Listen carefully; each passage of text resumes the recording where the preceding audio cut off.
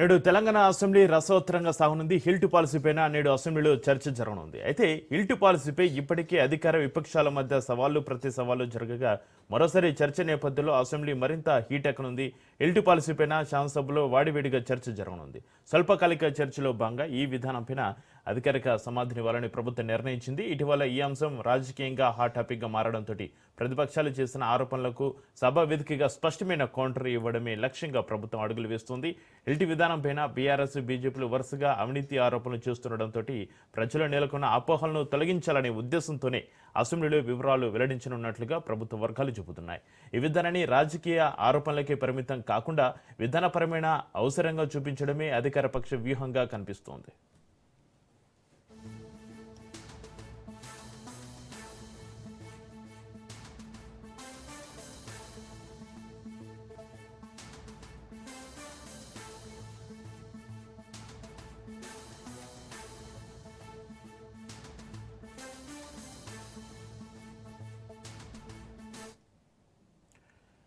నేడు తెలంగాణ అసెంబ్లీ రసవత్తరంగా సాగనుంది. హిల్ట్ పాలసీపైన నేడు అసెంబ్లీలో చర్చ జరగనుంది. అయితే హిల్ట్ పాలసీపై ఇప్పటికే అధికార విపక్షాల మధ్య సవాళ్లు ప్రతి సవాళ్లు జరగగా మరోసారి చర్చ నేపథ్యంలో అసెంబ్లీ మరింత హీట్ ఎక్కనుంది. హిల్ట్ పాలసీపైన శాసనసభలో వాడివేడిగా చర్చ జరగనుంది. స్వల్పకాలిక చర్చలో భాగంగా ఈ విధానంపైన అధికారిక సమాధానం ఇవ్వాలని ప్రభుత్వం నిర్ణయించింది. ఇటీవల ఈ అంశం రాజకీయంగా హాట్ టాపిక్ గా మారడంతో ప్రతిపక్షాలు చేసిన ఆరోపణలకు సభ వేదికగా స్పష్టమైన కౌంటర్ ఇవ్వడమే లక్ష్యంగా ప్రభుత్వం అడుగులు వేస్తోంది. హిల్ట్ విధానంపై బీఆర్ఎస్ బీజేపీలు వరుసగా అవినీతి ఆరోపణలు చేస్తుండటంతో ప్రజలు నెలకొన్న అపోహలను తొలగించాలనే ఉద్దేశంతోనే అసెంబ్లీలో వివరాలు వెల్లడించనున్నట్లుగా ప్రభుత్వ వర్గాలు చెబుతున్నాయి. ఈ విధానాన్ని రాజకీయ ఆరోపణలకే పరిమితం కాకుండా విధానపరమైన అవసరంగా చూపించడమే అధికార పక్షం వ్యూహంగా కనిపిస్తోంది.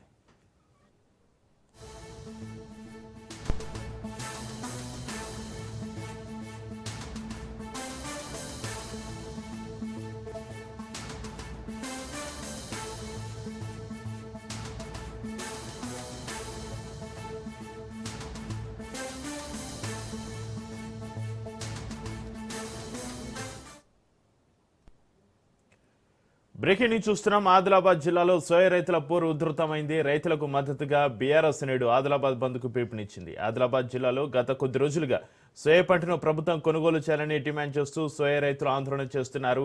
ఆదిలాబాద్ ఆర్టీసీ డిపో ఎదుట బీఆర్ఎస్ నేతలు ధర్నా చేపట్టారు. మాజీ మంత్రి జోగు రామన్న సహా బీఆర్ఎస్ నేతలను పోలీసులు అరెస్టు చేశారు. ప్రభుత్వం వెంటనే సోయా పంటను కొనుగోలు చేయాలని మాజీ మంత్రి జోగు రామన్న డిమాండ్ చేశారు.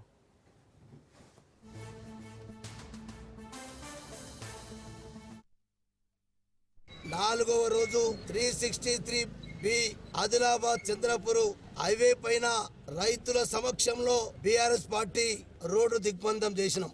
అట్లనే ఎమ్మెల్యే ఎంపీ ఇంటి ముట్టడి చేసినాం. నిన్న కలెక్టర్ గారి ఆఫీసు కూడా ముట్టడి చేసి మరి కలెక్టర్ గారికి కూడా రిప్రజెంటేషన్ ఇచ్చినాం. మరి ఇలా అందరి సహకారంతో ఆదిలాబాదు లో ఉన్నటువంటి ప్రతి చిన్న పెద్ద అనే తేడా లేకుండా ప్రతి వ్యాపారి అట్లనే రాజకీయ పార్టీలు సిపిఐ కానీ సిపిఐఎం కానీ రైతు సంఘాలు కానీ మిగతా మరి సంఘాలు కూడా కుల సంఘాలు కూడా కార్యక్రమానికి మద్దతు తెలిపినాయి. మరి ఇప్పటికైనా కదలిక రావాలి. మీ దాంట్లో మేము అడిగేటటువంటి న్యాయమైనటువంటి కోరికలు ఇవేదో కొత్త కోరికలు కావు. రైతు పండించిన పంటను కూడా ప్రభుత్వాలు కొనయా అంటే ఇదేం కొత్తగానా? సోయాబీన్ పంట ఇక్కడ కొత్త కాదు. సోయాబీన్ పంట కొనుగోలు చేయడం కూడా ఏ ప్రభుత్వానికి కొత్త కాదు.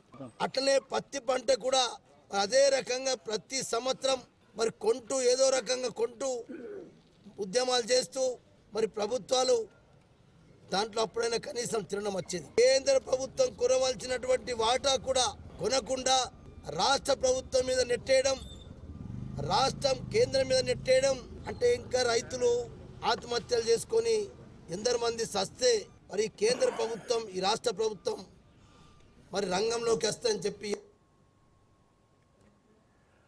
ఆదిలాబాద్ జిల్లాలో సోయా రైతుల పోరు ఉధృతమైంది. రైతులకు మద్దతుగా బీఆర్ఎస్ నేడు ఆదిలాబాద్ బంద్కు పిలుపునిచ్చింది. ఆదిలాబాద్ జిల్లాలో గత కొద్ది రోజులుగా సోయా పంటను ప్రభుత్వం కొనుగోలు చేయాలని డిమాండ్ చేస్తూ సోయా రైతుల ఆందోళనకు సంబంధించి మరింత సమాచారాన్ని మా ప్రతినిధి శ్రీనివాస్ ఫోన్లైన్ అందిస్తారు. శ్రీనివాస్, ఆదిలాబాద్ జిల్లాలో సోయా రైతుల పోరు ఉధృతం, రైతులకు మద్దతుగా బీఆర్ఎస్ నేడు ఆదిలాబాద్ బంద్కు సంబంధించి మీ దగ్గర ఉన్న డీటెయిల్స్ ఏంటి, అప్డేట్స్ ఏంటి శ్రీనివాస్?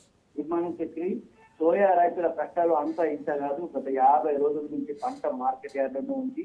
కొన్ని నాటులేకపోవడంతో బీఆర్ఎస్ పార్టీ వాళ్ళకు అండగా నిలిచింది. గత 4 రోజుల నుంచి వివిధ రకాలుగా మొదటి రోజు జాతీయ ధర్నా చేసారు. రెండవ రోజు నాడు ఎమ్మెల్యే ఇల్లు ముట్టడేసారు. 3వ రోజు కలెక్టర్ ఆఫీస్ ముట్టడేసి ఈ రోజు జిల్లా బంద్ పిలిపించింది. స్వచ్ఛందంగా బంద్ చేస్తున్నారు ప్రజలు. అయితే ఉదయం 4 గంటలకి ప్రదీప ఆర్టీసీ బస్ బీఆర్ఎస్ నాయకులు మాజీ మంత్రి జోగురామన్తో పాటు బీఆర్ఎస్ నాయకులు ఇక్కడ ధర్నా నిర్వహించారు. అయితే ప్రజలకు ఆటంకం కలుగుతారని చెప్పి పోలీసులు వారిని జరిగింది. అయితే ఈ 50 రోజుల నుంచి సోయా పంట ఉంది. వాళ్ళ కష్టాలు నష్టాలు వర్ణానికి ఎందుకంటే ఈ ఆదిలాబాద్ చలి ఎక్కువ ఉంటుంది. ఈ చలిలో కూడా వాళ్ళు కాపాలా కాస్తూ ఆ పంట కాపాలా కాస్తున్నారు. అయితే 50 రోజుల నుంచి పంట ఉండడంతో అది రంగు మారిందన్న ఒక సాగుతోటి వీళ్ళు కొనడం బంద్ చేసింది. సోయా కొనడం కేంద్ర ప్రభుత్వం కానీ రాష్ట్ర ప్రభుత్వం కానీ వీళ్ళు ఎవరు కొనడం లేదు. సో ఇది మానసికంగా స్థితిపోతారన్న ఉద్దేశం కొద్ది బీఆర్ఎస్ పార్టీ అండగా ఉంటామని చెప్పేసి ఆ నాయకులు అంటున్నారు. ఎందుకంటే రైతులు ఈ విధంగా వచ్చే అప్పుల పాలైతే వాళ్ళు ఆత్మహత్య చేసుకునే అవకాశాలు మనకు ఉంటాయని చెప్పేసి వాళ్ళు కోల్పోతారని జోగురామన్న వాళ్ళకు అండగా నిలుస్తున్నారు. అయితే రైతుల పరిస్థితి అంతా ఇంత కాదు.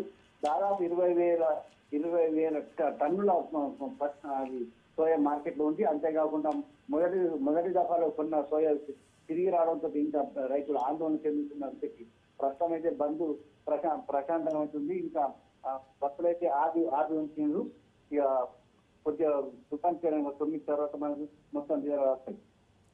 శ్రీనివాస్, రైతుల ఆందోళన ఈ బంధు ప్రభావంతో సోయా పంటను కొనుగోలు చేసే అవకాశం ఉందా శ్రీనివాస్?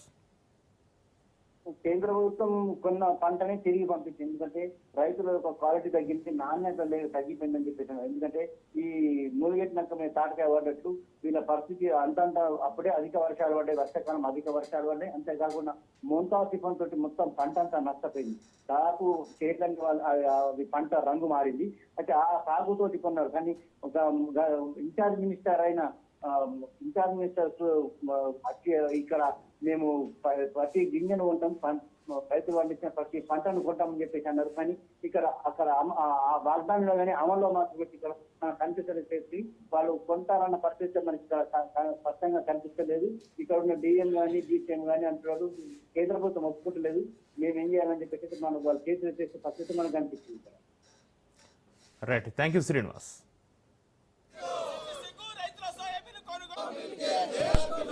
శాంత వరకు సహకరించాలి. ఈ రోజు ఆదిలాబాద్ బంద్కు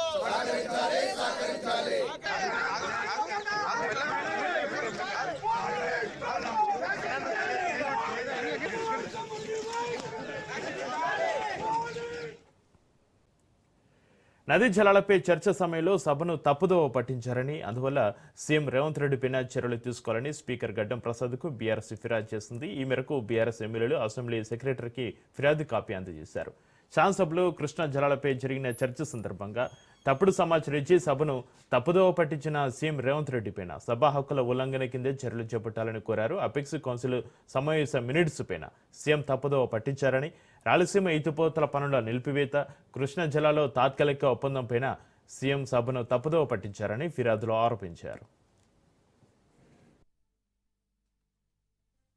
రాయలసీమ లిఫ్ట్ ఇరిగేషన్ ని నేనే ఆంధ్రప్రదేశ్ ముఖ్యమంత్రి చంద్రబాబు నాయుడు గారితో మాట్లాడి ఒప్పించి మెప్పించి ఆపించిన అని చెప్పి గొప్పలు చెప్పుకున్నాడు. ఇదే సభలో నిండు సభలో రికార్డు ఉన్నది. రాయలసీమ లిఫ్ట్ ఇరిగేషన్ నుంచి ఇచ్చినటువంటి స్టేట్మెంట్ ఏదైతున్నదో నేనే ఆంధ్రప్రదేశ్ తో మాట్లాడొప్పించింది. దాన్ని ఇచ్చినటువంటి యొక్క స్టేట్మెంట్ ని ఆంధ్రప్రదేశ్ ప్రభుత్వం తీవ్రంగా ఖండించింది. రాయలసీమ లిఫ్ట్ ఇరిగేషన్ పనులు ఆపింది రేవంత్ రెడ్డి గారు చెప్పినందుకు కాదు. ఇది గత ప్రభుత్వంలోనే 2020లోనే అప్పుడున్నటువంటి ప్రభుత్వాలు కేసీఆర్ గారు న్యాయపూర్ణం చేసినందుకే ఆగిందని చెప్పి స్పష్టంగా వారి యొక్క ఖండన చూసాం. ముఖ్యమంత్రి గారు తల ఎక్కడ పెట్టుకుంటారు ఈ రోజు సమాధానం చెప్పాల్సిన అవసరం ఉన్నది. నిండు సభలో మినిట్స్ రికార్డ్, అది కూడా అపెక్స్ కౌన్సిల్ యొక్క స్టేట్మెంట్ ఏదో కోనసీమ మలికిపురంలో బ్లో అవుట్ ఇంకా ఆరలేదు. సుమారు 20 గంటలుగా మంటలు ఎగిసిపడుతున్నాయి. 100 అడుగులకు పైగా భీకర అగ్ని జ్వాలలు ఎగిసిపడుతున్నాయి. మంటలకు కొబ్బరి చెట్లు తగలబడిపోయాయి. బ్లో అవుట్కి కిలోమీటర్ పరిధిలో ఇళ్లను అధికారులు ఖాళీ చేయించారు. బాబులో 40,000 క్యూబిక్ మీటర్ల గ్యాస్ ఉన్నట్లుగా అంచనా వేస్తున్నారు. మంటలు ఎప్పుడు అదుపులోకి వస్తాయో చెప్పలేమని అధికారులు తెలిపారు. మంటలు అదుపులోకి రావడానికి 5 రోజులు పట్టవచ్చని అంచనా వేస్తున్నారు. మల్కపురం బ్లోఅవుట్ పైన సీఎం చంద్రబాబు నాయుడు ఆరా తీశారు.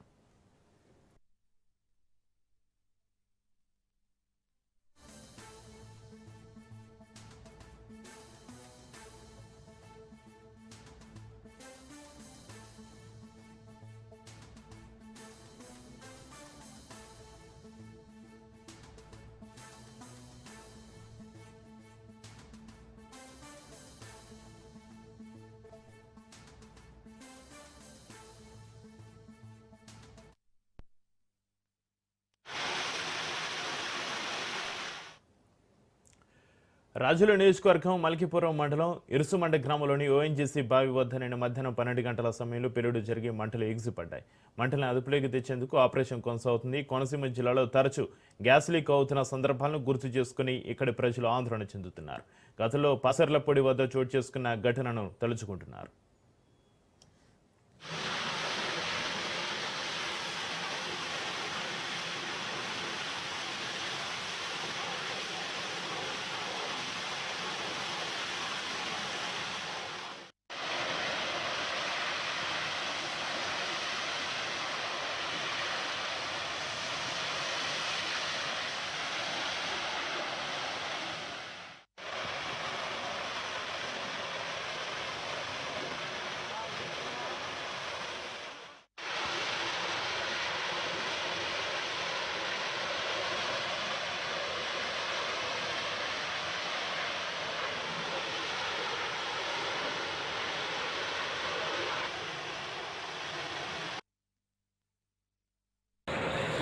గ్రామం అలాగే ఇసుమండ గ్రామం సరిహద్దులో ఉన్న మరి ఏదైతే ఓఎన్జీసీ బ్లాస్ట్ జరిగి అక్కడ గ్లోట్గా మారి ఇవాళ మా లక్కవరం గ్రామం కానివ్వండి, ఇసుమండ గ్రామం కానివ్వండి, లేకపోతే పక్కన ఉన్న పట్టెలాంక ఇలా గూడపల్లి, చంద్రపల్లి గ్రామాల్లో ఇవాళ ఊరు నుంచి పారిపోయే పరిస్థితి వచ్చింది. ఇవాళ నిజంగా పొద్దుట వచ్చే ఈ బ్లోట్ శబ్దానికి చాలామంది కూడా అల్లెత్తిపోయి కొంతమంది హాస్పిటల్లో జాయిన్ అవ్వడం, కొంతమంది ఏమో పిల్లలను తీసుకుని వెళ్ళిపోయి పాపం ఇవాళ వంటలు చేసుకున్న తర్వాత భోజనం కూడా తినలేని పరిస్థితి అయిపోయిందంటే దీని అంతటికీ కారణం ఓఎన్జీసీ యొక్క నిర్లక్ష్యం.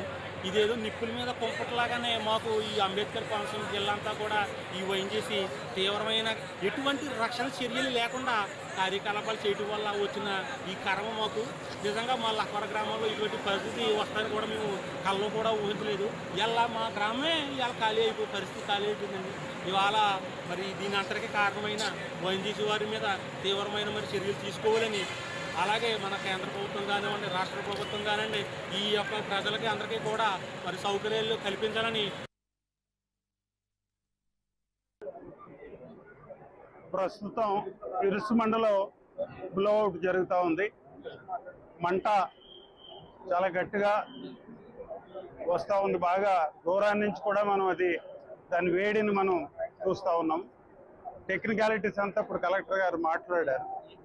అయితే ఒక మాట ఈ విషయంలో నేను చెప్పదలుచుకున్నది ఏమిటంటే, ప్రజలు భయాందోళన పడద్దు. First of all 1 kilometre radius వరకు దీని యొక్క వేడి కానీ దాని ఇంపాక్ట్ కానీ ఉంటుంది. ఇప్పుడున్న ప్రజెంట్ అసెస్మెంట్ వాళ్ళతో మాట్లాడిన మాటలకి అది మాట్లాడిన తర్వాత మీకు చెప్తా ఉన్నాను.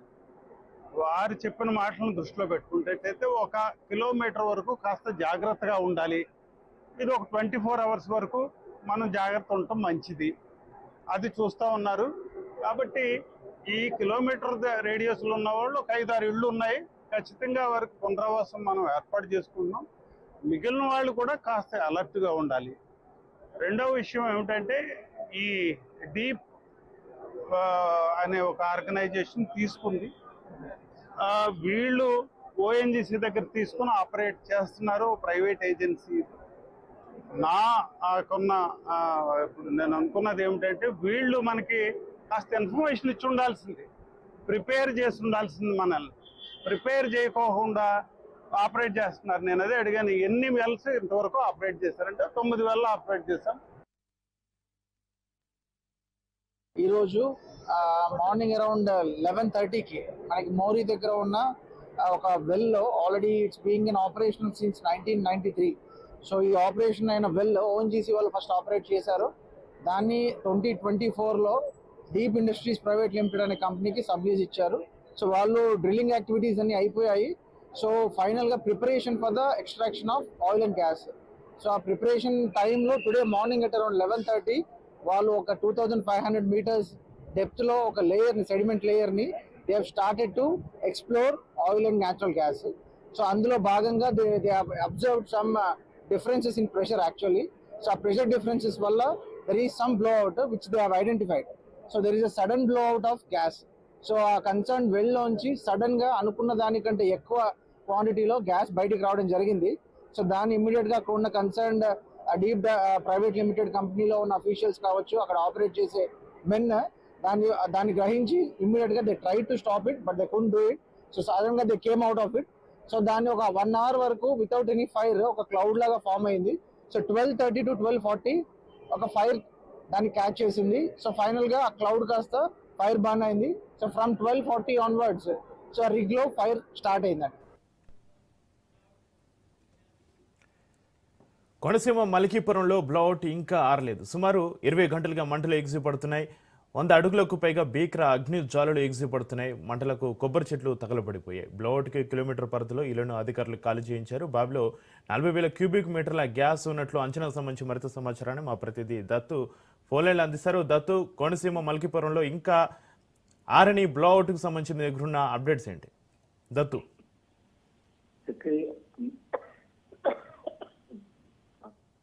జిల్లాలో బ్లోఅవుట్ సంబంధించి నిన్న మధ్యాహ్నం 12 గంటలకు ఒక్కసారిగా డీప్ అనే ఆయిల్ వెహికల్ తీసే సంస్థ డీప్ అది, ఇది ఓఎన్జీసీ ఈ డీప్ సంస్థకి సబ్ కాంట్రాక్ట్ ఇచ్చినట్టు తెలుస్తుంది. ఈ సంస్థ కార్యకలాపాలు మొదలుపెట్టిన డ్రిల్లింగ్ చేస్తున్న సమయంలో ప్రమాదం ఏర్పడినట్టు మనం భావించవచ్చు. అధికారి యంత్రాంగం కావచ్చు, మాజీ ప్రజాప్రతినిధులు అంతా కూడా అదే విషయాన్ని తెలియజేస్తున్నారు. ప్రస్తుతం అయితే కనుక మంటలు వృత్తిని ఎగిసిపడుతున్నాయి.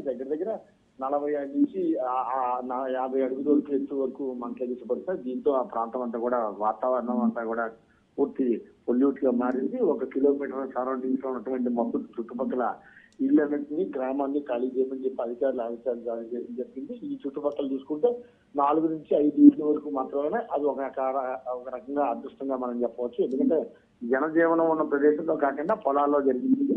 ఈ ఇరుసుమండ అనే గ్రామానికి చుట్టుపక్కల ఉన్న ప్రాంతానికి మొత్తం రహదారికి వచ్చే వారందరూ కూడా బంద్ చేశారు. మరోవైపు ఆ గ్రామాన్ని ఖాళీంచడం, దీని యొక్క ప్రభావం దాదాపు 1 కిలోమీటర్ నుండి 1 కిలోమీటర్న్నర దూరం వరకు ఉంటుందని చెప్పి అధికార యంత్రాంగం చెప్తోంది. ఆ బ్లోఅవుట్ ఏర్పడిన చోట ఏదైతే ఉందో దాన్ని మంటలు కంట్రోల్ చేయడానికి విదేశాల నుంచి కూడా నిపుణులు ప్రారంభించింది. మరోవైపు గుజరాత్ లో ఎక్కువగా ఈ కార్యకలాపాలు ఇలాంటి కంట్రోల్ చేసే నిపుణులు ఉంటారని ఈ స్థానిక అధికారులు భావించి అక్కడి నుంచి రక్షించే ప్రయత్నం చేస్తారు. మరోవైపు ఈ మంటల కారణంగా చుట్టుపక్కల ఉన్న కొబ్బరి చెట్లన్నీ కూడా మాడిమచ్చి అయిపోతాయి, దగ్ధం అయిపోతాయి. 1997, 96 ప్రాంతంలో వేసిన పైప్ లైన్లు అప్పటి నుంచి పైప్ లైన్లు మార్చకపోవడం, కొత్త పైప్ లైన్లు వేయకపోవడం, కాలేజీల్లో పైప్ లైన్ కారణంగానే ఈ విధంగా జరిగిందని చెప్పి స్థానికులు ఆందోళన వ్యక్తం చేస్తారు, ఆగ్రహం వ్యక్తం చేస్తారు. మరోవైపు మాజీ ఎంపీ జీవి హర్ష్ కుమార్ కూడా ఈ ప్రాంతాన్ని విజిట్ చేశారు. ఆయన విజిట్ చేసి తన హయాంలోనే ఎటువంటి సంఘటనలు చోటు చేసుకుంటే ఆయన ముందుగానే గుర్తించాడని, గుర్తించి అధికారులకు చెప్పినా సరే తన తర్వాత వచ్చిన ప్రజాప్రతినిధులు ఈ విషయం మీద దృష్టి పెట్టకపోవడంతో సమస్య తలెత్తుందని చెప్పి ఆయన చెప్పడం జరిగింది. అయితే దీని మీద అనుభవం లేని కంపెనీలు ఈ యొక్క కార్యకలాపాలు నిర్వహించడం వల్ల వచ్చి ఈ యొక్క సమస్య తలెత్తింది. ఓఎన్జీసీ కనుక ఈ పని చేసి ఉంటే ఇది ఉంటే కాదు. ఓఎన్జీసీ డీప్ అనే వేరే సంస్థకి సబ్ కాంట్రాక్ట్ సబ్లీకి ఇచ్చింది. వారికి అనుభవ రాహిత్యం వల్ల ఈ యొక్క సమస్య ఏర్పడిందని చెప్పి ఆయన ఆరోపించడం జరిగింది. ప్రస్తుతం అయితే కనుక అధికార యంత్రాంగం ముందు తక్షణం ఈ యొక్క వీటిని కంట్రోల్ చేసిన తర్వాత నష్టపరిహారం చెల్లించాలి. ముందు ఈ మంటల యొక్క తీవ్రత అంటే బావిలో మనకన్నా అందుతున్న లెక్కల ప్రకారం చూసుకుంటే 40,000 క్యూబిక్ మీటర్ల పైన గ్యాస్ ఉంది. ఈ గ్యాస్ వల్ల ఇది చాలా అపారమైన నిక్షేపాలు ఉన్నాయని మనం చెప్పొచ్చు. ప్రస్తుతం అయితే కనుక అధికార యంత్రాంగం ప్రజలను అప్రమత్తం చేసింది. చుట్టుపక్కల స్థానిక ఎమ్మెల్యే కావచ్చు, లేకపోతే అధికార యంత్రాంగం కావచ్చు, కలెక్టర్ కావచ్చు, ఆహార్నిస్టులు కృషి చేస్తారు. చుట్టుపక్కల ప్రాంతాలు ఖాళీ చేయించడం, అలాగే ఎటువంటి రక్షణ చర్యలు తీసుకోవాలి వాటి మీద దృష్టి పెట్టే పనిలో అధికార యంత్రాంగం ఉంది. ప్రస్తుతం మంటలు కంట్రోల్ అవ్వాలంటే మనకున్న అంతమడికి ఇప్పుడున్న స్థాయికి ఇంకొక 2-3 రోజులు పట్టే అవకాశం కూడా ఉంది. చక్రీ అయితే దత్తు చుట్టుపక్కల ఉన్న ఇళ్లను ఖాళీ చేయించి పునరావాస కేంద్రాన్ని ఏర్పాటు చేశారా? అధికారులు ఏం చెప్తున్నారు దత్తు? అంటే ఈ ఏదైతే ఇసుమండ ఈ బ్లోట్ కి సంబంధించి ఆ రేడియస్ లో చూసుకుంటే 1.5 కిలోమీటర్ల పరిధిలో 4 నుంచి 5 ఇళ్ళు మాత్రమే ఉన్నాయని చెప్పి స్థానిక ఎమ్మెల్యే చెప్తారు. వారందరినీ కూడా పక్కకి తరలించారు. వారికి పునరావాసం ప్రత్యేకంగా కొత్త వేరే చోట ఇల్లు కూడా కేటాయిస్తామని చెప్పడం జరిగింది. ప్రస్తుతం అయితే కనుక ఆ జనబాహుళ్యం లేని ప్రదేశం కావడంతో ఒకంత రకంగా మనం ఊపిరి తీసుకుపోయి ప్రమాదం తప్పిందని చెప్పవచ్చు. ప్రస్తుతం భూమిలోంచి ఎగసి పడుతున్న గ్యాస్ కి దాని తర్వాత వస్తున్న మంటకి చూస్తే మాత్రం అక్కడ భయంకరంగా వాతావరణం ఉంది. ప్రజలు కూడా అల్లిపోయే ప్రమాదం ఉంది. మరోవైపు అంటే ఇప్పటిదాకా లీక్ అయిపోయినటువంటి గ్యాస్ చుట్టుపక్కల ఇప్పటికే ఎవాపరేట్ అయి ఉంటుంది. దానికి సంబంధించి ఏమైనా ప్రమాదం తలెత్తుందని వారంతా భయపడుతున్నారు. 24 గంటలు గడిస్తే అది వాతావరణం కలిసిపోతుంది. దాని తర్వాత పెద్దగా ప్రాబ్లం ఉండదు. ఏదైతే బావి నుంచి బయటకు వస్తున్న గ్యాస్ ఉందో అది ఫైర్ అయిపోతుంది. కొంతవరకు ఇది ఒక ఇబ్బంది లేని పరిస్థితి అని చెప్పి అధికార యంత్రాంగం చెప్తుంది. పునరావాసానికి సంబంధించి జస్ట్ 4-5 ఇళ్ళు 5-6 ఇళ్ళు అంటే ప్రజాప్రతినిధులు చెప్తున్న లెక్కల ప్రకారం కాబట్టి అది పెద్ద సమస్య ఏం కాదు. ప్రస్తుతం పంటలు అయితే మాత్రం సర్వనాశనం అయిపోతుంటాయి.